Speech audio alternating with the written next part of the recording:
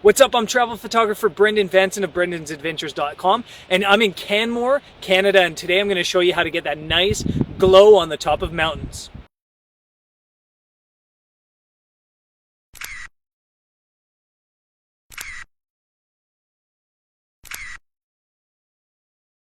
So right now we've basically hiked into the backcountry a little bit just outside the town of Canmore along an old stream. We've got like Policeman Creek, I believe it's called, down here, and we're shooting the Three Sisters, which is an iconic spot, and as you can see we've got some glowing light. So I thought I'd take you through the process from start to finish out here of getting a shot. So first case scenario, we want to get our location. We're in a beautiful spot.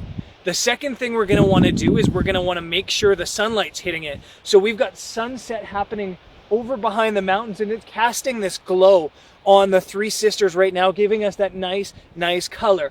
On the camera, our setup is simple. I've got a super wide angle lens, which I might switch to a zoomed in lens maybe about 40 millimeters later, but right now it's at about 20 millimeters.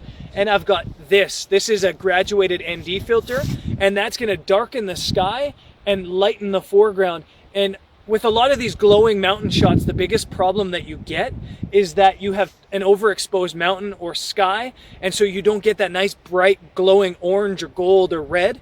This will help you get that color, save that color.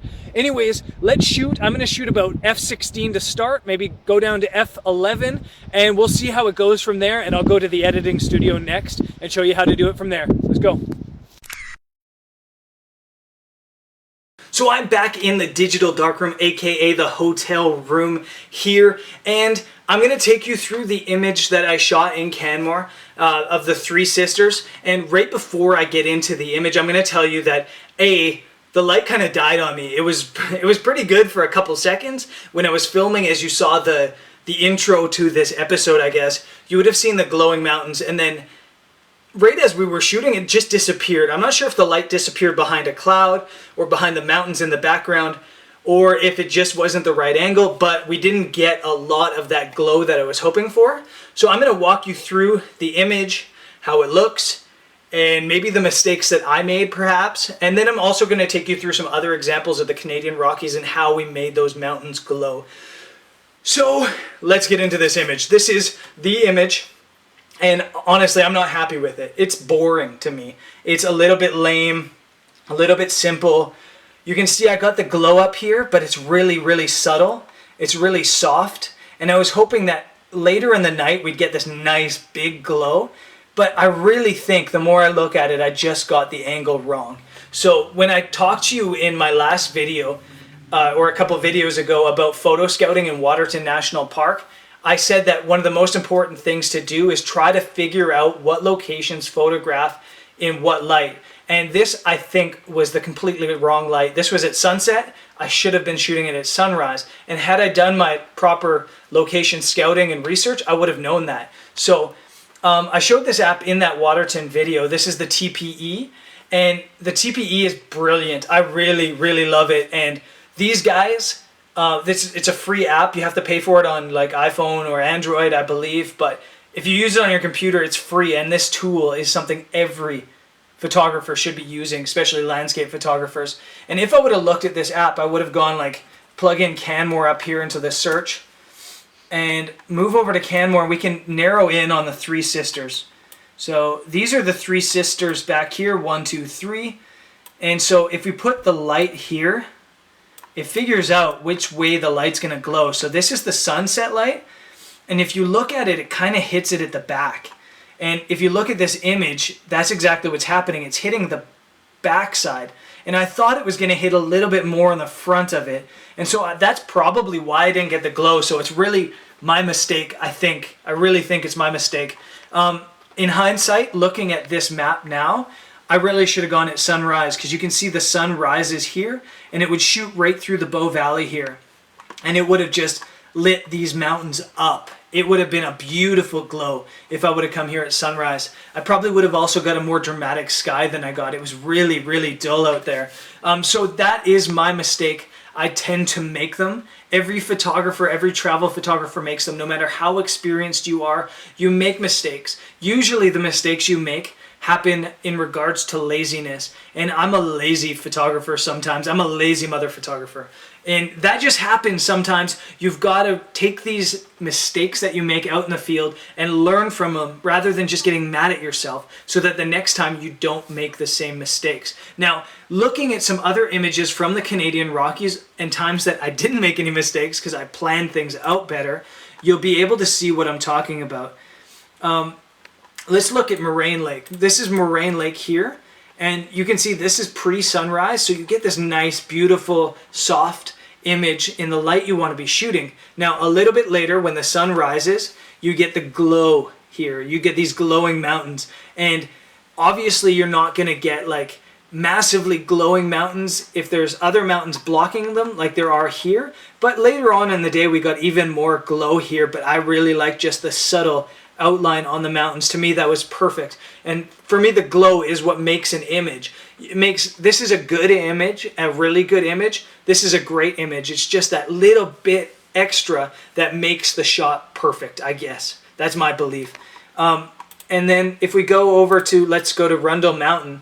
Now, this is something I used the TPE. I did my proper research. You can go over to Banff, just down the road from Canmore. And this is Rundle Mountain in the background you see over here. So if you look, I know this is Rundle Mountain here. I can set up the pinpoint right there on Rundle Mountain. And now looking at that TPE, I know that if I want to shoot from over here, I'm going to get glow on that mountain. I could shoot sunrise over here and get glow on the mountain as well. Although having experience in the region, I knew that this was the best shot. So from right here at Vermilion Lakes, which is where I am here, you get that glow. You get that beautiful glow. So go into the TPE before you do any shooting at locations to try to figure out where the light is going to bounce off of mountains and where you're going to get that nice glow. I'm guessing this is the highest peak of Rundle right here. And as you see from sunset, it's going to be bouncing right off there. Exactly what it did there, and that's a really beautiful light. It adds a nice dimension to it. It adds a lot of color. I got other images other than this one that are equally good, just maybe even a little bit better as well. So I got lots of really cool light there. Moving on to Lake Louise, and again, this is another place that I did my research properly. You go to Lake Louise, not down to the village, but the lake itself, and you shoot from there. Your background's over here, so go like that. And I know now that sunset, basically the mountains are going to block the sun, and you're going to get harsh light in the background and a really like dark foreground here. So don't shoot it at sunset. At sunrise, the sun comes straight through here and bounces off of Queen Victoria Glacier up here, as is the case here. The first light, you get this beautiful glow on the glacier up there, and that's exactly what we're looking for. We move on to another image from that same shoot.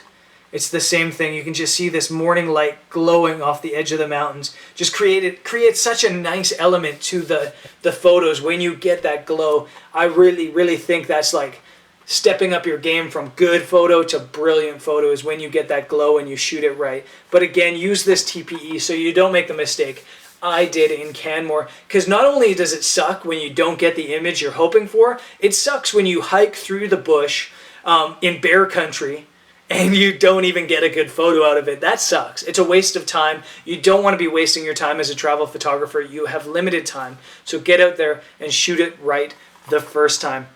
Now, to get this glow, technically, it's quite simple. It really is. It's not photoshopping. When you shoot images correctly, you don't have to Photoshop very hard. Everybody talks like, it's one of my pet peeves. If I show off a great image, people are like, wow, great image. How did you Photoshop that? It's not about Photoshopping. It's about getting it right in the camera and then using Photoshop and Lightroom and Photoshop Elements and those types of programs to make it better. So all I did to get these images, and I did a little bit of a demonstration in Canmore, is I used a neutral density filter. This is a graduated neutral density filter. And all it does is darken the sky while keeping the foreground at the same exposure.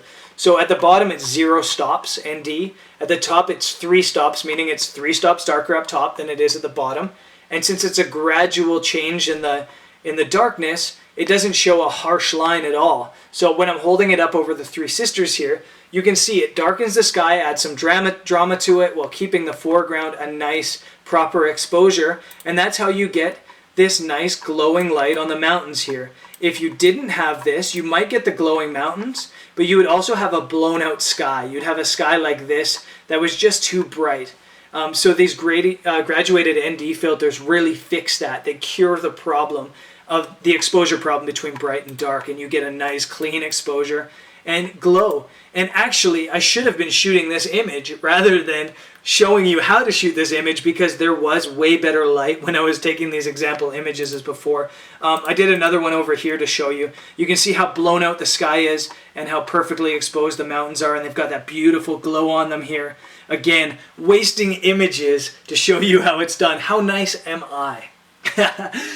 Also, when you have this ND filter on, it's not going to have this glare, obviously. It's going to be up in a holder on your camera, and you're not going to get any glare, so don't worry about it looking all glary like it is there.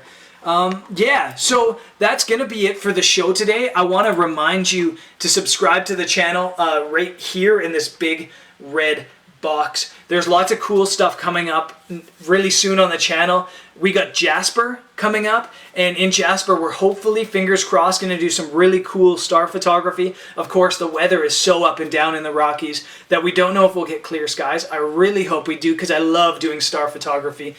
So yeah, stick around for that, and then there's plenty of other cool stuff coming up on the channel. Lots of camera reviews, gear reviews, and of course lots of location shooting as well. I also want to urge you to head over to my website, brendansadventures.com. Scroll down through all the good stuff here, all these good articles, and find this subscription note to my newsletter. When you subscribe to my newsletter, you get a free copy of Vagabundo magazine, which is my travel magazine, and it's chock full with really cool travel photography. You also stay tuned to lots of cool events, and if I ever have ebooks or stuff like that, really good information for photographers coming up, I send it straight through to my newsletter completely free. So head over and sign up for that. I promise lots of good stuff coming through your feed there. And I want to take your attention to this part of the website as well, the travel photography workshops. I ran my first travel photography workshop last year in Ireland, and it was a blast. We got a ton of really, really cool images, and this year we're going to a location that is out of this world. It's one of my favorite places on the entire planet. I've been there like 4, 5, 6 times. I lived there for a little while, and it is out of this world. So head over to my website, brendansadventures.com, and click there to find out what that secret location is that I'm going to be running this workshop in May 2015. If you're a budding photographer wanting to learn from a pro on the road, if you're a pro photographer wanting to increase your portfolio in a short amount of time, this location we're going to has people photography, it's got amazing landscapes, it's got some wildlife, and it is out of this world, as I've said a bunch of times. So I hope you join me on that tour to the secret location. Anyways, that is it. I hope you enjoyed the tutorial. I'll catch you next time. It's been real. Peace.